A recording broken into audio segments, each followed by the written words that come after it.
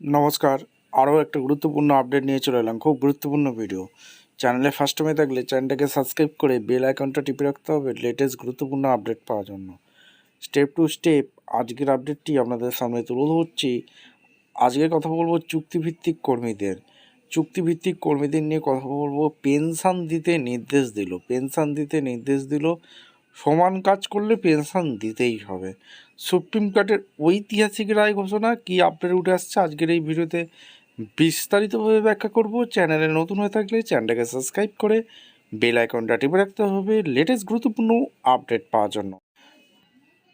আচ্ছা, একদম অফিসিয়ালি নোটিফিকেশনে আসি। অস্থায়ী কর্মীদের পেনশন দিতে নির্দেশ শীর্ষ কোর্টের। সংবাদ সংস্থা দিল্লি 1 জুন। স্থায়ী কর্মীদের সমান কাজ করছেন, কিন্তু অস্থায়ী হওয়ার তাদের স্থায়ীদের সুবিধাগুলো দেয়া হচ্ছে না। নিয়োগকর্তা হিসেবে রাষ্ট্র এমন করতেই পারে না। সোমবার একটি মামলায় এমনই মন্তব্য করেছে শীর্ষ আদালত।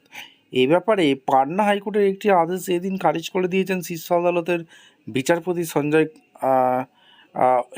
সঞ্জয় করল এবং বিচারপতি এজি মসিহর বেঞ্চ। গত কয়েক দশক ধরে ডাক দপ্তর অস্থায়ী কর্মীদের পেনশনের সুযোগ থেকে বঞ্চিত করায় সেই বিষয়ে মামলা দায়ের করা হয়েছিল। শীর্ষ আদালতের বেঞ্চ এদিন বলেন, কর্তব্য দায়িত্বের বিচারের সমান কাজ করলে অন্য কোনো শ্রেণীবিভাগ করে সংশ্লিষ্ট কর্মীদের একই কাজ করা কর্মীদের সুবিধা থেকে বঞ্চিত করাটা হবে সংবিধানের নীতির বিরোধী।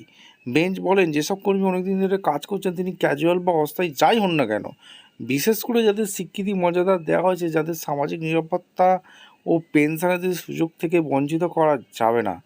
ডাক দপ্তরের অধীনে ক্যাজুয়াল লেবার, নৈশপ্রহরী হিসাবে দীর্ঘদিন কাজ করা প্রাক্তন কর্মী ও তাদের আইনি প্রতিনিধিদের পেনশন অন্য সুবিধা 3 মাসের মধ্যে হিসাব করে মিটিয়ে দেওয়ার নির্দেশ দিয়েছে সুপ্রিম কোর্ট। সময় ওই প্রাপ্য না দিলে 6% হারে সুদ দেওয়ার নির্দেশ দিয়েছে সুপ্রিম কোর্ট। শীর্ষ আদালত তাদের নির্দেশে জানিয়েছে, রাষ্ট্রের নির্দেশিত নীতি, বিশেষ করে সংবিধানের 38, 39 ও 43 ধারা রাষ্ট্রকে দায়িত্ব দিয়েছে শ্রমিকদের সুষ্ঠু কাজের পরিবেশ, সামাজিক ও আর্থিক ন্যায়ের দাবি রাষ্ট্রকেই মেটাতে হবে। এক্ষেত্রে পেনশন হবে সামাজিক কল্যাণ ও আর্থিক ন্যায় বিচারের পক্ষে।